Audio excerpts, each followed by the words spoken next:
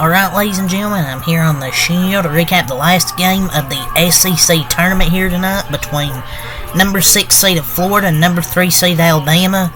And all the top three seeds all went down today. Just an insane day with the SEC tournament with these top 3 seeds going down. Tennessee and Alabama got blown out. And Alabama really just didn't come to play, it felt like. I mean, felt like Florida just wore them down, and they had 5 players in double digits. Just Alabama's defense was terrible. Florida shot 50% from the floor, and it's not like they shot that well from 7 to 20, 35%. They done most of their work in the paint and from the free throw line. Free throw shooting was much better for Florida.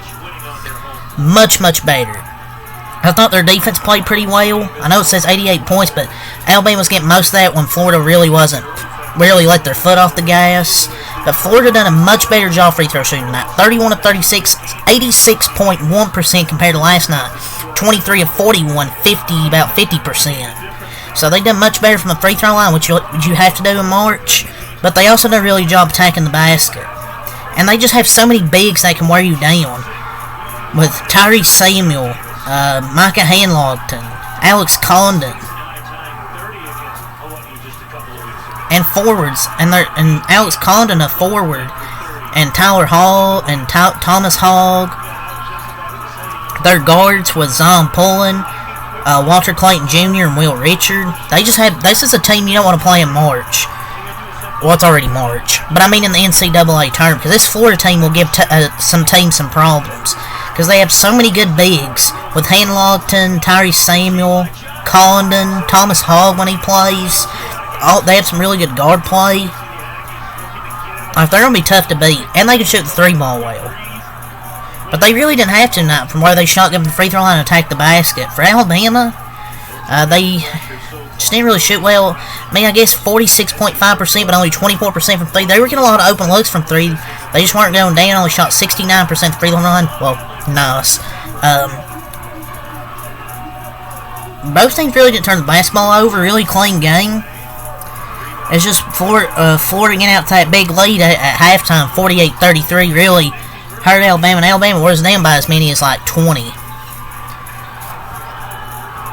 It's just they just didn't come to play, and they really got smacked in this game. And not a good momentum for Alabama, because they've lost 3 out of its last 4 and 4 of its last 6, and allowing 96 points per game during that stretch. And the team's just never improved. They're never developed an identity. They've missed inside presence like Nelson, Walters. You need guys to play stronger in the paint. And why did they get Wagoo if he's not really playing a lot? That's back-to-back 100-plus point games for Florida versus Alabama. They need to really tighten up defensively. And the first 1, 2, and 3 seeds lost their openers. The last time that happened was like 1983, which is insane. But I don't know. That first half wasn't good. Like your main players, one of those players need to hit the portal out of the plus-minus category that I'm about to read. Guard play's just been atrocious the last few weeks for the Tide. And maybe they need to rethink their recruiting evaluation, because they need defense hustle and enough guys who are angry enough to enforce tough play. And Sears didn't look like he cared. Estrada was minus 15, Sears and Griffin were minus 13, Wrightsell minus 12, Stevenson minus 8, Walters and Pringle minus 7, Nelson was a plus 2, Wagoo minus 2. Just nobody was really effective. And I thought Alabama started off well, but then Florida went on a 10-0 run over the last like a minute and 44, and they took a 37-31 lead with like 3 minutes to go in the first half. Turnovers, bad defense, and then they just kept that run going. A 21-2 run over the final 5 minutes, and Alabama finished the first half 1-10. Sears is drove widely, thinking he can play bully ball, and it's not working. No defense, just a bad end to the half, and that's where Alabama lost this basketball game. At least to me was that 21-2 run over the last 5:24. after that, Florida completely just took over and dominated.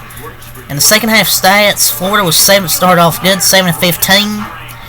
They dominated points in the paint, rebounds. They really dominate everything. 9-5 rebounds. They won the battle of the glass, shoot good to start the half.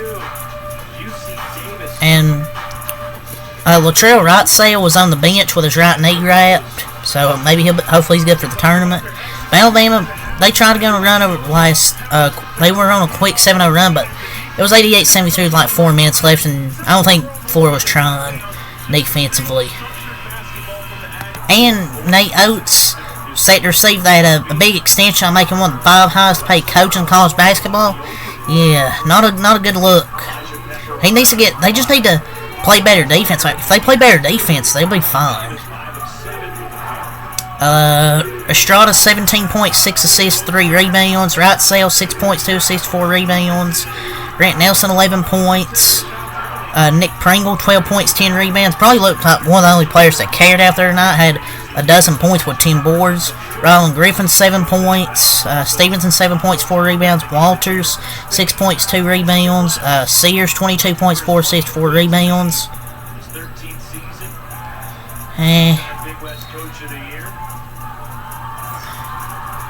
I mean, yeah, I guess he was grinding and hustling down by 18, but he could have used that early in the game.